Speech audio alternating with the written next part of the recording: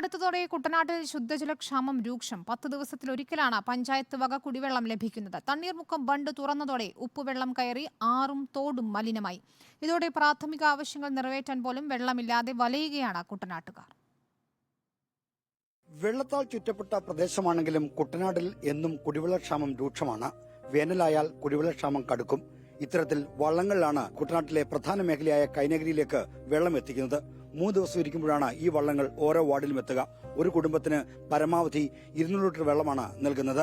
ജലക്ഷാമമുള്ള ഓരോ വാർഡിലും 3 ദിവസത്തിലൊരിക്കൽ വെള്ളം എത്തിക്കുമെന്നാണ് പഞ്ചായത്ത് പറയുന്നതെങ്കിലും 10 ദിവസത്തിലൊരിക്കലാണ് പലയിടത്തും വെള്ളം എത്തുക. കുടിവെള്ളവുമായി വള്ളം എത്തിയാൽ പിന്നെ വള്ളക്കാരനും നാട്ടുകാരും തമ്മിൽ വഴക്ക് പതിവ്. ആവശ്യത്തിന് വെള്ളം കിട്ടാത്തതാണ് പ്രശ്നം. വെള്ളത്തിന്റെ പ്രശ്നം വലിയ ദൂഷ്യം എന്ന് പറഞ്ഞാൽ വലിയ ദൂഷ്യമോ. യാതൊരു വിധത്തിലും വെള്ളമില്ല, ഒരു തരത്തിലും വെള്ളമില്ല. ഞങ്ങളിപ്പം വെള്ളം 60 രൂപ കൊടുത്തിട്ട് ഇപ്പം വെള്ളമില്ല. അതുപോലുള്ള പ്രയാസത്തിലാണ് ഞങ്ങൾ കഴിഞ്ഞു കൂടുന്നത്. രൂപ 8000 10,000 ഒക്കെ കൊടുത്താ വീട്ടുകളിൽ വെള്ളം ഉണ്ടാക്കി. മൂക്കിന് മേലെ കൊണ്ടുവരാൻ മേല. അങ്ങനെ ഞങ്ങൾ കിടന്ന് കഷ്ടപ്പെടുക വെള്ളത്തിന്.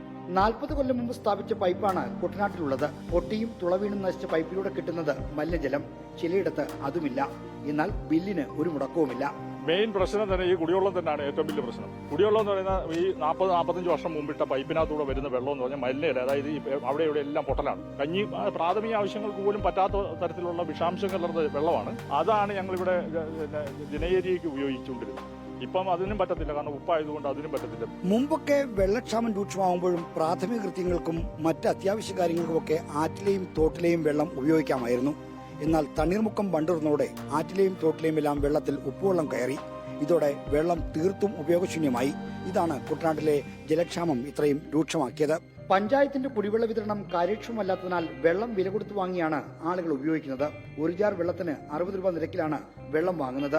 ഇത് വലിയ സാമ്പത്തിക ബാധ്യതയുമാകുന്നുണ്ട്. അപ്പം നമുക്ക് അടിയന്തരമായിട്ട് ചെയ്യാൻ പറ്റുന്ന ഈ കിഴക്കൻ പ്രദേശങ്ങളിൽ ഒരു ഓവർ ടാങ്ക് ഉണ്ടാക്കി അതിനകത്തുനിന്ന് വെള്ളം കിട്ടിയാൽ മാത്രമേ ഉള്ളൂ. അതിനൊരു നല്ല പദ്ധതി, നല്ലൊരു ഫണ്ടും ഉണ്ടെങ്കിൽ മാത്രമേ നമുക്കിപ്പോൾ മുന്നോട്ട് നീങ്ങാൻ പറ്റത്തുള്ളൂ. അത് ആകുന്ന വരെ നമ്മൾ ഈ വള്ളത്തിൽ വെള്ളം കൊടുക്കുക എന്ന് പറഞ്ഞാൽ ഒരു പഞ്ചായത്തിൽ വെള്ളം കൊടുക്കാനായിട്ട് ഇപ്പോൾ 6-7 വള്ളങ്ങളാണ് ഉള്ളത്. അതിൽ കൂടുതൽ വെള്ളം അനുവദിക്കാനായിട്ട് വള്ളത്തെ പോകാനും ടാങ്ക് കിട്ടാനും വളരെ ബുദ്ധിമുട്ടുള്ളത് കൊണ്ട് ആളുകൾ അത് മുന്നോട്ട് വരുന്നില്ല. പിന്നെ ഈ പൈസയുടെ ഒക്കെ പ്രശ്നങ്ങൾ ഉണ്ടായിരുന്നു. ഇപ്പം എത്രയാണോ പണിതത് അതിനെല്ലാം പൈസ കൊടുത്തിട്ടുമുണ്ട്.